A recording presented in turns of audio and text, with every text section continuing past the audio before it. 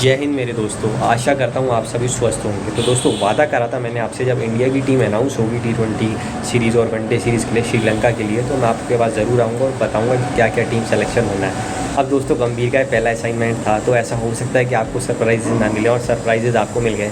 हालांकि कुछ सरप्राइजेज वाकई में चौंकाने वाले हैं, और याद दिला दी रवि भाई और राहुल द्रविड़ के भी कुछ चौंकाने वाले डिसीजंस की। जी हाँ, तभी मैं कहता था कि रवि भाई को भी इतना ज़्यादा क्रिटिसाइज मत करा करो, या राहुल भाई को आप अक्सर करते थे, अब वही चीज़ आप गंभीर के साथ भी करोगे और आप कल को अगले कोच के साथ भी करोगे। ये मैं क्यों कह रहा हूँ, इसके पीछे की वजह जानेंगे। तो आइए मेरे दोस्तों, शुरू करते हैं और बात करते हैं। तो दोस्तों, सबसे पहली तो बधाई मैं दूंगा, स्काई इज़ द लिमिट। जी हाँ, जिस बंदे ने वो कैच पकड़ी थी, उनकी अगर वो कैच हो जाती तो छक्का होता, और फिर 5 बॉलों में 10 रन पांड्या की बॉल पे ज़रूर बना देता। जी हाँ, जिसके फादर वेबसाइट चेक किया करते थे बार बार कि तुम्हारा नाम इंडिया टीम में आ रहा है नहीं आ रहा है, फिर इंडियन टीम में आ रहा है नहीं आ रहा है, और फिर 32-33 लगभग 31-32 साल की उम्र में डेब्यू होना जैसे तैसे, और फिर रन बनाना, बीच में 2023 वर्ल्ड कप में क्रिटिसिज्म होना, फिर इतने अच्छी वापसी करना, वर्ल्ड कप में अच्छा खेलना, वो कैच लेना, और अभी इंडियन टीम का कप्तान बन जाना, जिसमें वीरेंद्र सहवाग थे, महेंद्र सिंह धोनी थे, सुरेश रैना थे, रोहित शर्मा, विराट कोहली, हार्दिक पांड्या, शिखर धवन, बहुत बड़े बड़े लोग भारतीय टीम के कप्तान बने। कभी रहाणे को भी मौका मिला, और भी कई खिलाड़ी आए, लेकिन अब फाइनली और एक कप्तान आ गया जो अगले थोड़े लंबे टाइम तक कप्तान रह सकता है, एटलीस्ट 2026 वर्ल्ड T20 तक, जहाँ पे एटलीस्ट 40 T20 खेलोगे, और अगर आप उसमें 8-9 मैच जोड़ लो वर्ल्ड कप फाइनल तक, तो 49 मैच, तो स्काई को लगभग अगर मैं बात करूँ तो 50 के आसपास मैच मिलेंगे। और मैं चाहूँगा इनमें से स्काई ज़्यादा से ज़्यादा मैच खेलें, कप्तानी करेंगे, क्योंकि टेस्ट में तो वैसे ही नहीं खेलते हैं, और अब ODI फॉर्मेट में मुझे नहीं लगता उनको मौका मिलेगा, जो कि हमें अभी देखने को मिला है जब ये टीम अनाउंस हुई है। तो मैं चाहूँगा ऐसा ही हो। तो बेस्ट विशेज़ स्काई आपको। अब दोस्तों, बात करते हैं टीम की। तो सबसे पहले ओपनर्स की बात करूँ, 2 ही ओपनर्स हैं, अच्छी बात है, जिसमें अच्छी बात क्या है कि शुभमन गिल हैं और यशस्वी जायसवाल हैं, तो दोनों ही ओपनिंग करेंगे। इसके बाद मिडल ऑर्डर में बात यह है कि एक तो है रियान पराग, और साथ में है सूर्य कुमार यादव। वो वैसी बात है, सूर्य कुमार यादव तो कप्तान है, तो वो तो खेलेंगे, लेकिन रियान पराग को शायद मौका ना मिले एटलीस्ट पहले 2 T20 आई में। इसके बाद आपको ये भी समझने वाली बात है कि 2 विकेट कीपर बल्लेबाज हैं, जिसमें एक है ऋषभ पंत, एक है संजू सैमसन। तो मुझे लगता है कि 3 पे खेलेंगे अपना ऋषभ पंत, और 4 पे आ जाएंगे स्काई। तो संजू सैमसन को भी मौका नहीं मिलेगा, मे बी लास्ट T20 में उनको मौका दे दिया जाए। इसके बाद बात की जाए तो 2 पेस ऑलराउंडर हैं, एक है हार्दिक पांड्या और एक है शिवम दुबे। तो ऑब्वियसली मुझे लगता है कि हार्दिक पांड्या का ही और अवर हैंड है, जब वो गई हैं खेलने तो वो वहाँ खेलेंगे ही, और माइट भी शायद आखिरी मैच में आप शिवम दुबे को खेलते देख सकते हैं। इसके बाद बात की जाए तो एक फिनिशर है रिंकू सिंह, उनको ज़रूर मौका मिलेगा और मिलना भी चाहिए, और 6-7 पे आपको खेलते हुए नजर आएंगे। 2 आपके पास हैं दोस्तों स्पिन ऑलराउंडर। अगर मैं बात करूँ इसमें कौन कौन है, ये बड़ी बात है। अब इसमें दोस्तों एक है वॉशिंगटन सुंदर, और दूसरे हैं आपको पता है अक्षर पटेल, बापू। तो बापू ज़रूर खेलेंगे, और मुझे लगता है वॉशिंगटन सुंदर भी खेलेंगे, क्योंकि 3 स्पिनर श्रीलंका में खिलाए जाएंगे। और जो तीसरा स्पिनर है, जो बॉलर है, बैट्समैन नहीं है लेकिन कभी कभी बैटिंग कर लेता है, रवि बिश्नोई। जिनका भाई मैं बात करूँ सूरज चमकता है जैसे सूर्य कुमार यादव का चमकता है, और बहुत अच्छी बॉलिंग कराते हैं। इसके बाद है 3 पेसर, मोहम्मद सिराज, हमारे अर्शदीप पाजी वर्ल्ड कप विनर, और तीसरे हैं खलील अहमद। तो इसमें मुझे लगता है दोस्तों अर्शदीप पाजी तो खेलेंगे ही, साथ में मोहम्मद सिराज खेलेंगे। ऐसा हो सकता है कि तीसरे मैच में मोहम्मद सिराज को रेस्ट दे दिया जाए और अपना उसमें खलील अहमद खेल लें। अर्शदीप पाजी मुझे लगता है तीनों मैच खेलेंगे, और तीनों स्पिनर भी तीनों मैच खेलेंगे।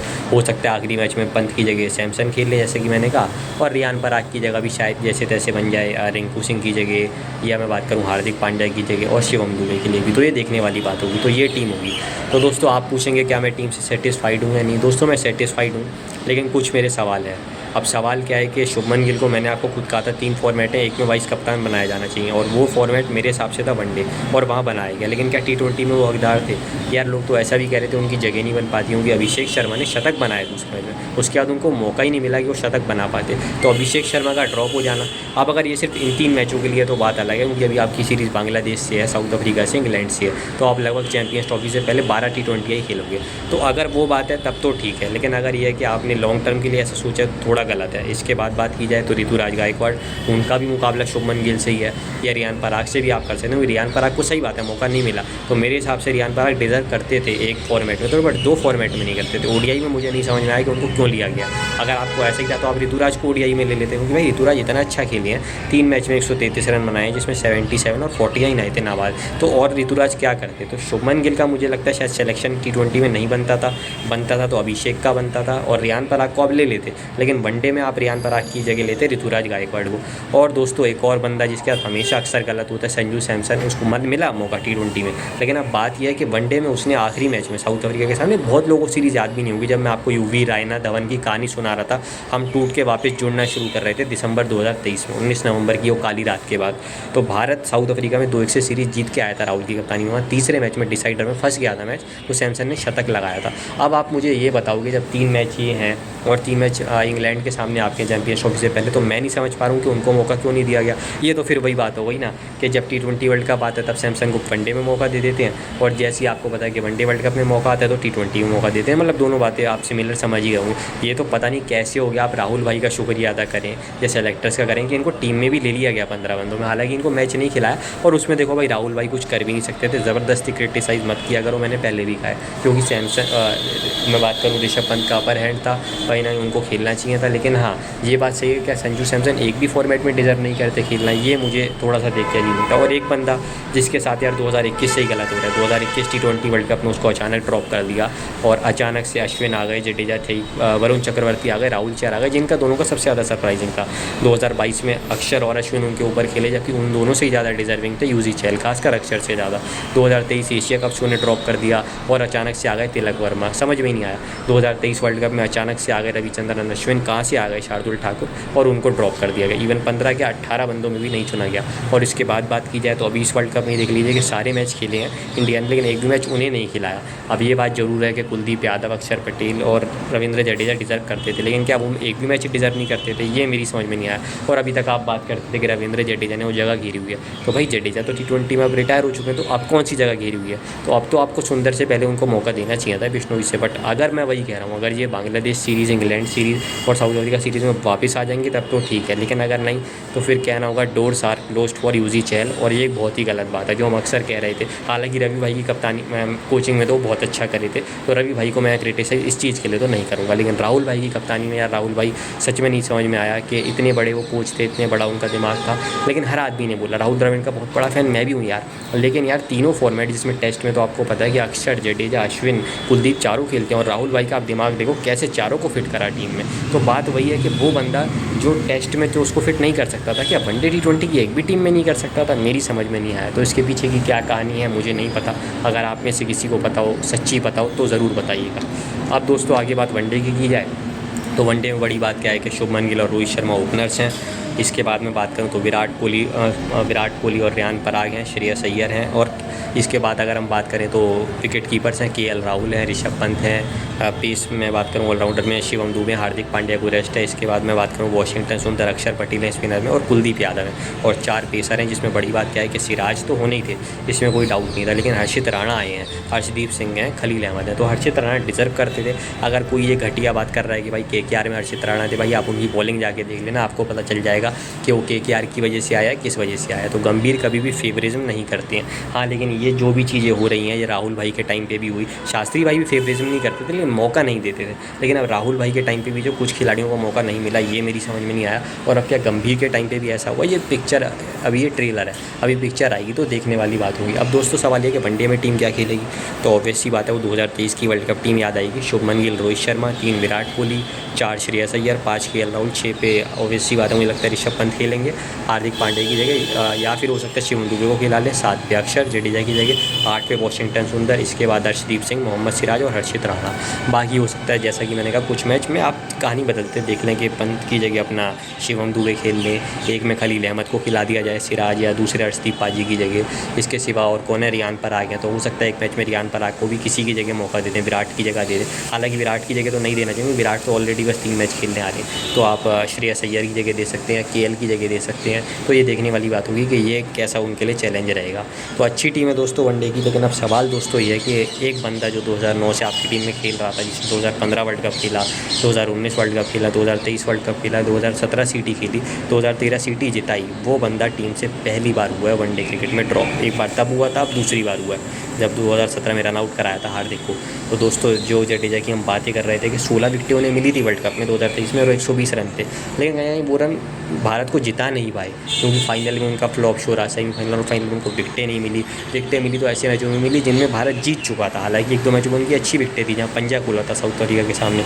तो क्या is this the end of Ravindra Jadeja in ODIs as well? जी हाँ, लेकिन अब यहाँ पे भी मेरा वही सवालिया निशान है कि भाई 3 मैच आपके ये हैं और 3 मैच इंग्लैंड के, तो अब 6 मैचों के लिए सुंदर को लाने की क्या ज़रूरत थी, जबको आपको पता है आपको चैंपियंस ट्रॉफी या तो पाकिस्तान में खेलना है, जहाँ हम नहीं खेलना जाना चाहते हैं, हमारा मन नहीं है, या फिर हम दुबई या श्रीलंका में खेलेंगे। तो वहाँ कौन असरदार साबित होंगे? वहाँ रविंद्र जडेजा ही होंगे।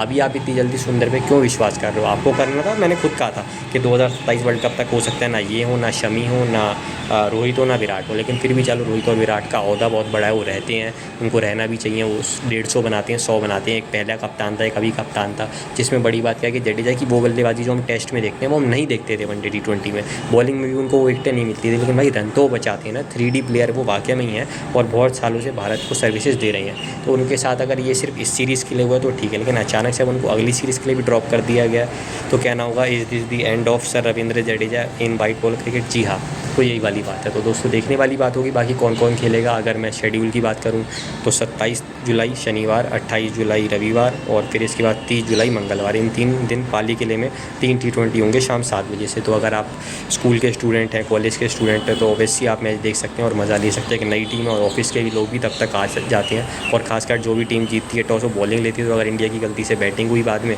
9 साढ़े 9, तो फिर तो आपको बहुत ही मज़ा आएगा। और मैच भी 11 सवा 11 तक ख़त्म हो जाएगा। वनडे क्रिकेट की बात की जाए तो 2 तारीख को मैच है फ्राइडे को, फिर 4 तारीख को संडे को है, मज़ा आ जाएगा। और 6 उसके बाद में बात करूँ 6 या 7 तारीख को है मंगलवार या बुधवार को, एग्जैक्टली मुझे उसकी डेट याद नहीं, आई थिंक बुधवार को है। और उसमें बड़ी बात क्या है, कोलंबो में तीनों मैच हैं, जहाँ बल्ला बोलता है किसका, जो वनडे क्रिकेट में वापसी कर रहे हैं। वनडे क्रिकेट लोग कहते हैं गिर चुकी है, वो तो 11 साल पहले गिर जाती, लेकिन नहीं गिरने दिया था इन 2 बंदों ने, जो वापस आ गए हैं। जी हाँ, रो को। तो dear one day cricket, be ready for destruction, class and consistency. जी हाँ, तो अच्छी बात है। अच्छा सुन के लगा कि रोहित ने खुद बोला कि भाई मुझे ये ओडीआई सीरीज़ खेलनी है, क्योंकि उनको पता है कि इसके बाद इंग्लैंड की सीरीज़ है, मुझे लीड करना है। अच्छी बात है। विराट भी रेस्ट पहले लेना चाह रहे थे, लेकिन गंभीर ने बोला मेरा पहला असाइनमेंट है तो आप खेलोगे, तो कोहली ने कहा कि बिल्कुल आपने कहा तो मैं खेलूँगा। तो यही चीज़ें तो बहुत अच्छी लगती हैं देखने को, तो अच्छी बात है। तो भाई मैं यही कहूँगा कि अगर आप गंभीर को क्रिटिसाइज़ कर रहे हो तो एक बहुत गलत चीज़ है। ठीक है, अपनी अपनी जगह जो हुआ वो हुआ। यही मैं आपको राहुल भाई के टाइम पे भी कहता था। जब मैं आपको राहुल भाई की पूरी कोचिंग की वीडियो बताऊँगा तब आपको समझ में आएगा कि राहुल भाई इससे ज़्यादा कुछ नहीं कर सकते थे। अभी ज़रूर मैंने चहल की बात करी, मैं अक्सर धवन की वो वाली बात करता हूँ जो 2023 वर्ल्ड कप उन्हें नहीं लिया। मैं अक्सर अश्विन का WTC फाइनल ना खेलने की बात करता हूँ। ये 2-3 चीज़ें हैं जिन पर राहुल भाई सवालिया निशान रहेगा। और ये देखो, एक जब आदमी ज़िंदगी में आता है ना, इस दुनिया में आता है, तो सवाल तो उस पर उठेंगे ही, पक्की बात है। ऐसा कोई क्लीन बंदा नहीं जा सकता, लेकिन क्या सवाल सही उठने चाहिए? नहीं। तो अगर आप इतनी जल्दी क्रिटिसाइज़ करोगे या सवाल उठाओगे गौतम गंभीर पे, तो गलत है। तो अभी उनको मौका दो, पहले एक तो सीरीज़ देखो, चैंपियंस ट्रॉफी तक क्या होता है, उसके बाद ही पूछना है कि भाई चहल का क्या है, सैमसन का क्या है, तब तो ठीक है। ऐसे ज़बरदस्ती छोटे छोटे बीच में सवाल उठा के फ़ायदा नहीं है। तो दोस्तों ठीक है, देखते हैं कैसी रहती है टीम दोनों फॉर्मेटों में। 11-11 बंदे जो खेलेंगे कैसा वो प्रदर्शन करते हैं, देखने वाली बात होगी। और जितना होगा इस सीरीज़ में अगर आप देखेंगे तो मज़े लीजिएगा, क्योंकि रोहित विराट खेल रहे हैं, बहुत बड़ी बात है। हाँ, बुमराह नहीं खेल रहे हैं, ये एक बड़ी बात है, लेकिन ठीक है, उनको रेस्ट देना भी जरूरी है, क्योंकि भाई नंबर 1 गेंदबाज हैं तीनों फॉर्मेट में। और अभी 10 टेस्ट मैच आ रहे हैं, WTC फाइनल है, CT है, तो उनको मुझे लगता है रेस्ट देखना मिलता था। बाकी आप राहुल को देखेंगे, अय्यर गिल को देखेंगे, कुलदीप को देखेंगे, सुंदर को देखेंगे, हर्षदीप, हर्षित राणा, सिराज, खलील अहमद, इन सबको देखेंगे, रिंकू सिंह को देखेंगे, तो दोनों फॉर्मेटों में मज़ा आएगा। तो बात करूँगा दोस्तों और अगली वीडियो में किसी और चीज़ के बारे में, अगर इस बारे में कुछ और वीडियो बनेगी तो बात होगी। बाकी यहाँ हार्दिक पांड्या के लिए भाई कहना होगा रिस्पेक्ट 100 टाइम्स और ज़्यादा हो गई, क्योंकि भाई देखो उस बंदे को बू किया जा रहा था, जो मैं खुद आपको इतने टाइम से कह रहा था कि भाई मत करो मत करो। अब आपको और समझ में आएगा कि वो बंदा फैमिली प्रॉब्लम से गुजर रहा था, डिवोर्स उनका हो गया है नताशा स्टेनोकोविक के साथ, और उनका बेटा अगस्त्य पांड्या भी वो उनके साथ ही रह रहा है। अच्छी बात है, खेल रहा है, मेडल पहन रहा है उनका। तो आप सोचोगे वो कितने परेशान थे, डिवोर्स हो चुका था, चिढ़ा रहे थे लोग, टीम लास्ट आई थी, खुद अच्छा नहीं खेले थे, आपसी मतभेद टीम में हो गए थे, आधे लोग बटे हुए थे, लेकिन वहाँ से आके उसने इंडिया के हर मैच में अच्छा परफॉर्म करा, सेमीफाइनल में रन बनाए और फाइनल में बॉलिंग कराई और लास्ट ओवर वो जो डाला जिता दिया। जी हाँ, तो ऐसे ही हार्दिक पांड्या को थोड़ी कहा जाता है हार्दिक कुंफू पांड्या, हार्दिक पांड्या पावर, हार्दिक वॉरियर पावर। जी हाँ, well done Hardik Pandya and stay strong. आप बहुत, अब मैं बात करूँ, आप बहुत ही ज़्यादा स्ट्रॉन्ग हैं और आप इस परिस्थिति से भी निकलेंगे और आगे भी आप खूब हंसेंगे, खूब खुश रहेंगे और अपना इंडिया को आगे भी मैचेस जिताएंगे। तो भगवान आपको खूब अपना हिम्मत दे और खूब सारी जो खुशियाँ दे, और आपका फिर जो एक हंसता खेलता आपका चेहरा था ना वो वापस जल्दी खिलेगा, यही मैं आशा करता हूँ। जी हाँ, तो दोस्तों अच्छी लगी वो वीडियो तो लाइक और शेयर करना मत भूलिएगा, चैनल को सब्सक्राइब करना भी मत भूलिएगा। जय हिंद, जय भारत।